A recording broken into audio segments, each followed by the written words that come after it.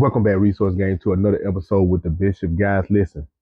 Today's episode, we are going to talk about Pam Transport leasing program, right?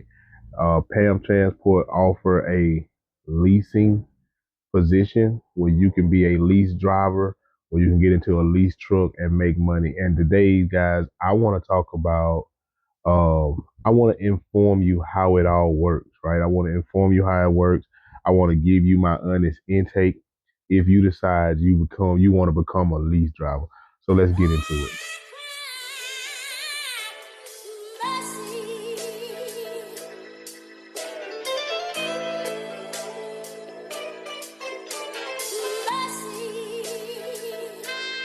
Artie, can I talk to you?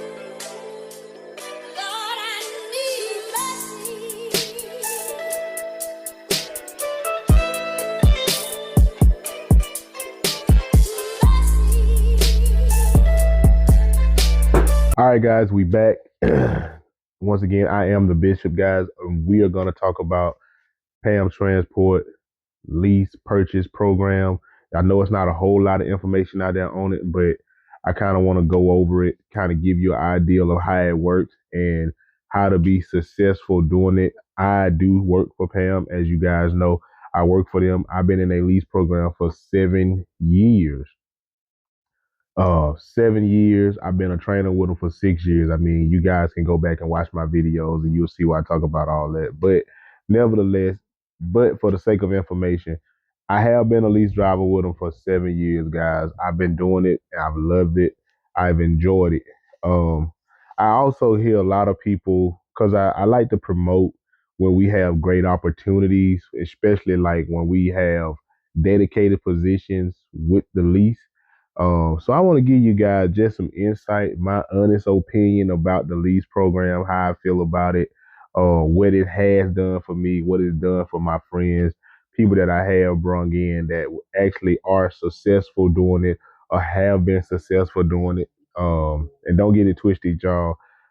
I've been in the industry over 11 years. 11 years I've been in the industry. So Pam Transport is not my first lease program. I always said I started out with Steven Transport. That was my best dumb decision, right? And the reason why I say that because I learned a lot, even though I didn't know then what I knew now. But that also helped me prepared. It helped got me prepared for when I did decide to make the transition to come to Pam Transport. And when I had the conversation with my recruiter about getting into the lease purchase, I went into it with information, knowing how it worked, knowing the lingo, knowing what to say to make sure that he don't give me no BS. And for the most part of it, one thing I can say they did stand on business when I got in the industry over, you know, 7 years working with Pam. Like I said, I've been in the industry 11 years of driving. So first, I want to talk about the process of becoming a lease purchase driver. So if you have 3 months of verifiable experience, you can be a lease purchase driver with Pam Transport. You got to have 3 months verifiable experience, which means they got to be able to verify that you have had a job driving trucks, semis, 18 wheelers, truck and trailer for the last 3 months. Gotta be verified, no ifs, ands, and buts about it. Also, you gotta be able to pass a drug test, you gotta be able to pass a physical, and you also gotta be able to pass a background check. Those three things you have to be able to pass. You cannot have high CSA scores. Like if you done got tickets and stuff like that, 9 times out of 10, if your points are high, they ain't gonna bring you on. They don't care about how many years you've been driving. They don't care about all that other jazz. It's about making sure that okay, this person is a safe driver and they're reliable. How do they make sure? They do they due diligence and check. I tell everybody when you contact me and say, "Hey, Bishop, man, I want to do this. I want to get my CDL with Pam Transport, or I want to be a lease driver with Pam Transport." Understand this. Tell me the truth. Even if you don't tell me the truth, but you gonna have to tell them, right? Tell me the truth. That way I can go ahead and let you know if it's a go, if I think it's a go, if I think it's probably a possibility, or if I'm gonna tell you it's not gonna be a go. You know what I'm saying? Because I done helped so many people along the way, and I almost about know the system myself on what they will and won't hire for. You know what I'm saying? So with that being said, guys, don't lie. Because I'm gonna tell you something. They're gonna find out. They're gonna pick through your stuff like a fine tooth comb. They're gonna find out. So it's no need to lie. They're gonna find out for themselves. I get calls about the SAP program, the substance abuse. Uh, guys, I'm gonna be honest. Pam do not hire. They do not give people. They do not hire SAP people. So a lot of people call and say, "Hey, what about SAP? This, that, and the third." They don't hire for that. They just don't. It ain't. That's not none of my control or whatever. I'm just a messenger. They do not hire for that, right? So if you got them 4 or 5 things, if you can pass a drug test, your background is good, you ain't got no tickets or accidents in the last 3 years, then you'll be a great candidate to drive for them. You can get a job as a lease purchase driver. All right, so now let's kind of talk about the meat and potatoes of a lease purchase driver. A lot of questions that I get is how it works. So basically, this how it works. I recommend this. Now, whatever you see fit to do, that's what you see fit to do. I recommend if you're gonna come on as a lease purchase driver, I recommend that you do it with a dedicated route. Here's why I say that. I say that simple fact of the matter is this. With dedicated routes, you know how much money you're gonna make going and coming. You know that you're gonna be off every week. You know that you're gonna pick up at the same place, deliver at the same place every week. So it's no question of saying, okay, I'm going here, I'm going there. No, you're not. Unless your route cancel, then they say, hey, keep you moving. We are gonna put you on a different route this week. Come back, we put you back on your dedicated route the next week. You can't be that. You can't be mad at that. At least you know you're making money, right? And me personally, I've been doing dedicated since I've been over here 7 years, guys.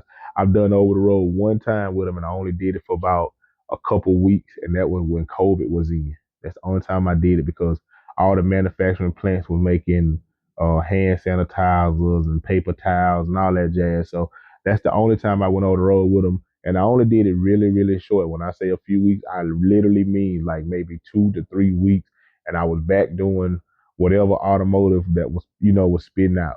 But dedicated is the way to go. I say that wholeheartedly. Dedicated is the way to go. One thing about paying transport, we have a lot of dedicated freight. I want to say, and I could be wrong, but I want to say 75% of our freight is dedicated stuff. I mean, we do have over the road, and I don't knock going over the road, and I wouldn't say not to go over the road. Here's the only key factor about going over the road. You have to have a dispatcher, a driver manager that know how to run a drive. If you know have one of those, then you can go over the road and you will make some money over the road. I've ran into guys that um came in and did the training program with me over the road 25, 27, 100 miles every week damn near. So over the road, being a lease purchase driver, it can work. It can work. I just don't. It's just not my preference. You know what I'm saying? It's just not my preference. I believe if you a person that kind of just want to see everything and want to try to still make some decent money, I believe if you take all the necessary cautions and all the necessary steps, then it can work for you.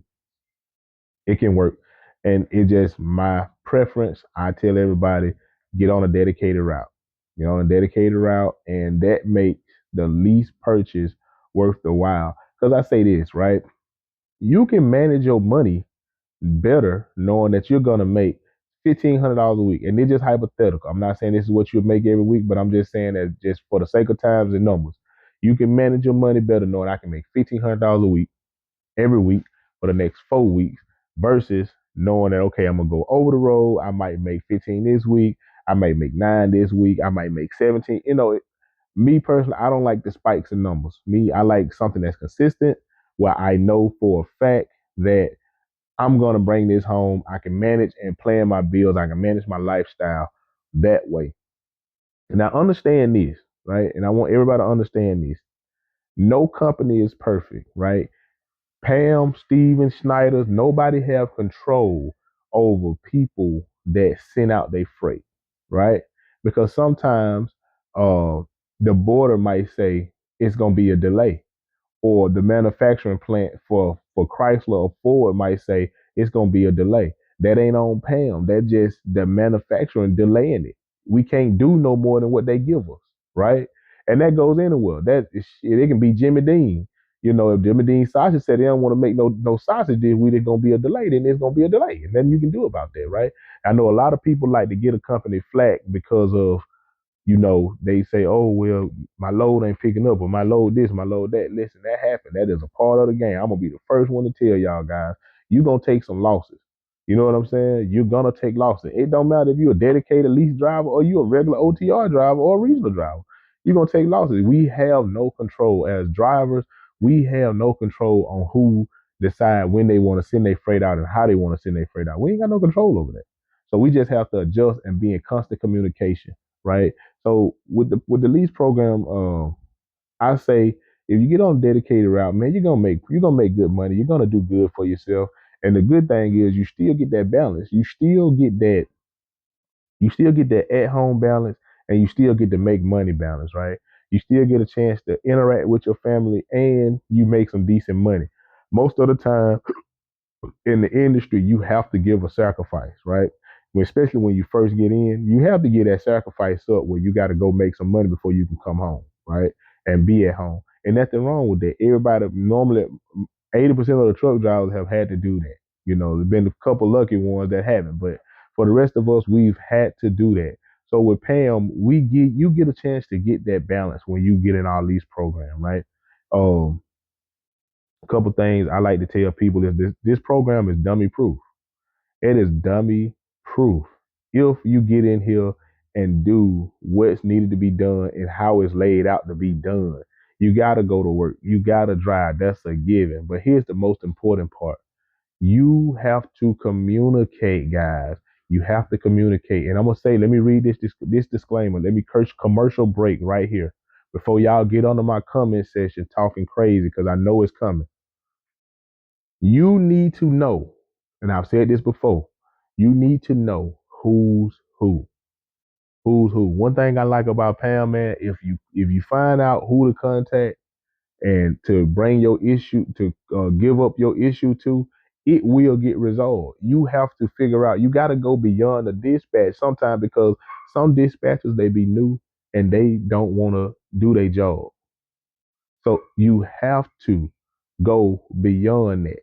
You have to. You know what I'm saying? You got to know who's his manager and whose manager's over him. So I tell people this: you need to go and visit the main terminal that's in Springdale, Arkansas, Tiny Town. You need to go visit that terminal once you come on with us, and that way you can go introduce yourself and figure out who's to call, who to talk to. If I got this issue, this problem, who can I talk to? Who do I need to see? Who is payroll? Who is safety? Who is maintenance? You need to know these people, because this what make your career successful. This what help you keep money in your pocket.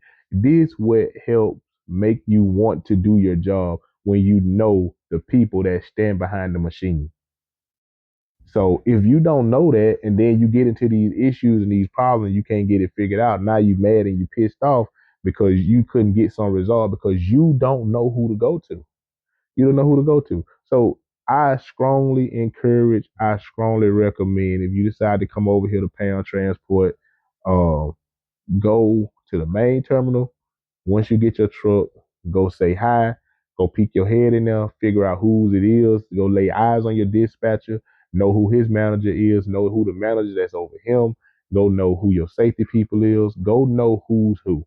That'll make your experience at Pam a whole lot better. I've been able to survive and last and enjoy my time over here because I did my due diligence and I went and found out who was who. That's what I did. So when I did that, that made things so much, so much, so much easier for me.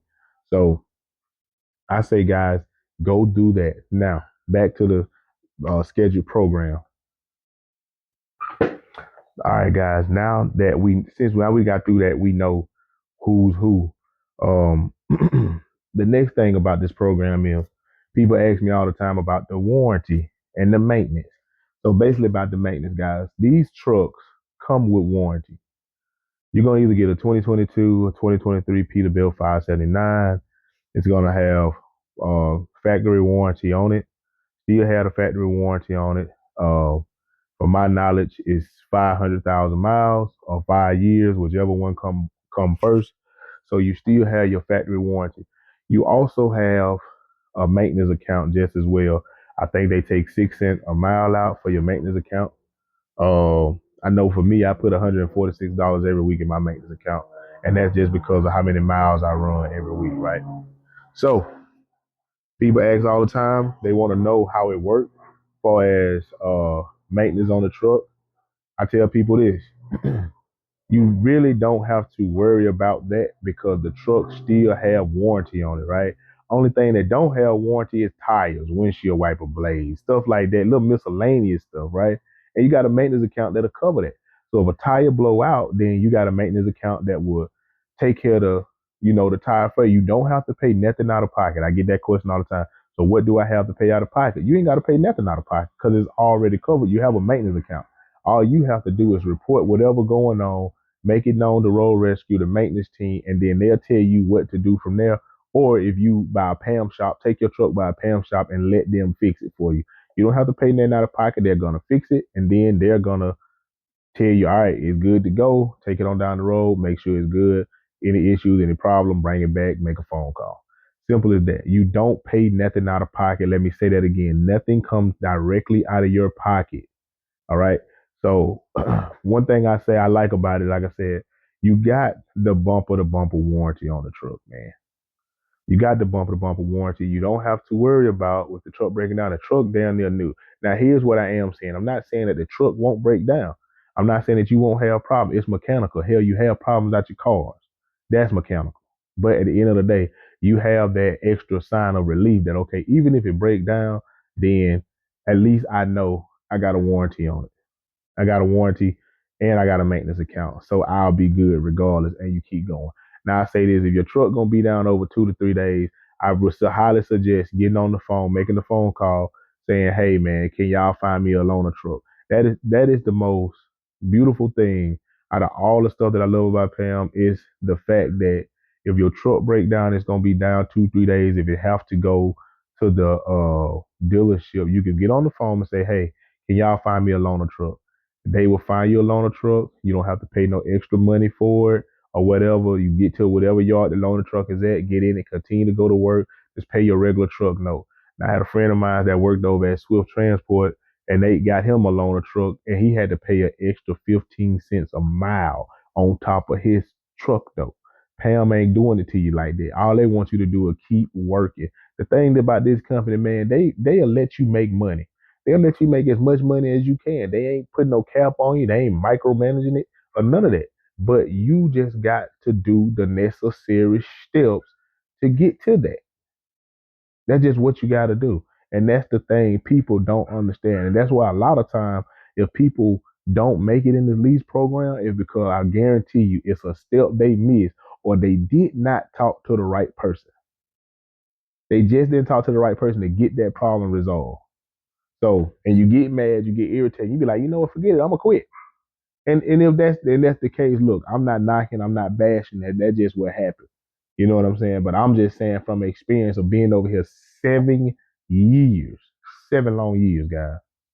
So, like I said, the maintenance stuff is pretty much your truck is damn near new.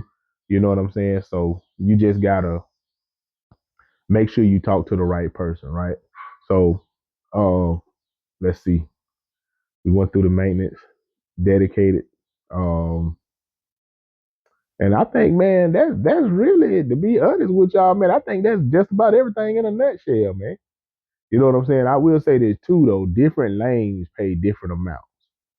You know what I'm saying? Chrysler lanes pay way different than Ford lanes. GM lane pay different than Chrysler and Ford lanes. TJ Maxx, they all pay different. So everybody pay is different. Only thing that drives how much money you bring home is how far your route runs. Right now we got Cleveland to Laredo, 3,100 miles, 95 cents a mile. But my guesstimate I would take it plus fuel surcharge. So fuel surcharge, I think this week is 38, 39 cents, something like that. So that's 95 cents plus 38 or 39 cents. So I be seeing people talking crazy about the numbers, but in reality is you still make a good check. You know what I'm saying? 19, 2300, depending on how you buy fuel. Oh, fuel. I do need to talk about fuel. So I'm tripping. It is a few more things that I do need to talk about. But anyway, fuel, right? You can buy fuel with your fuel card anywhere it's accepted it, right? I tell everybody, get it at the quick trips, get it at the 1 9 because it's cheaper there. You save $200 or $300 a week just off fuel if you know how to manage it and if you buy it right. You know what I'm saying? So with the quick trips, you're gonna save at least uh man, I think right now it's three $2.99 at the quick trip. Everywhere else is like 360. So you save money right there when you filling up at the quick trip. You save money. That what makes and break your check. You don't go out and just fill the tanks up if you ain't got a load. You don't only fill your truck up when you in the beginning when you get your first load because you know you got to go somewhere. Fill it up then if you got a 400, 500 mile run. Um, home time. I tell people this home time. Pam don't. They don't. It's no. You can go home when they tell you to. You the owner operator, so you go home when you want to go home. You take as much time as you want. Just remember, you still have a truck note. But they also have a savings account. So I tell people when you get started, if you know you're gonna take vacations and stuff like that, start putting at least $100 in your savings account with Pam. Put you $100 every week in there, and that way when you be off, you don't have to worry about uh, you being not having a check or your truck payment not being paid, you coming back in the negative. And reach out to whoever your payroll lady is and say, hey, look, I want to pay for this week, and also I want you to send me $500-$600 so I can have some money coming in this week. So that what makes a difference just as well. Start putting that little money up. Put $100 up. I do $100 a week every week to make sure that those type of things are covered when I want to be off. Christmas holiday, Thanksgiving holiday, whatever. You know what I'm saying?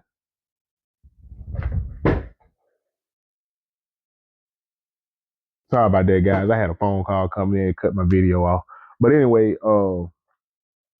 I put $100 up for whatever that I know that I got coming up, making sure that I can still take care of whatever my expenses is and still be able to have money coming in. I don't be in the negative no weeks. So I would also recommend doing that because all those things help you be successful in when you doing and what you do. So if you decide you want to take a week off, 2 weeks, 3 weeks, then hey, you can do that. But also plan and prep if that's something you want to do. Um,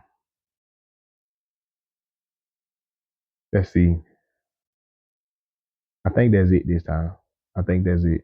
But dedicated man is one of the best ways to go. Pam got the best lease program that's out there right now. And if y'all think I'm lying, you can go check it out yourself. Truck payments are $5.99. I think the fixed cost overall. Now, if somebody asks you about what your fixed cost is, if they say, "Oh, your fixed cost with fuel is X, Y, and Z," that ain't the truth, man. That's some BS.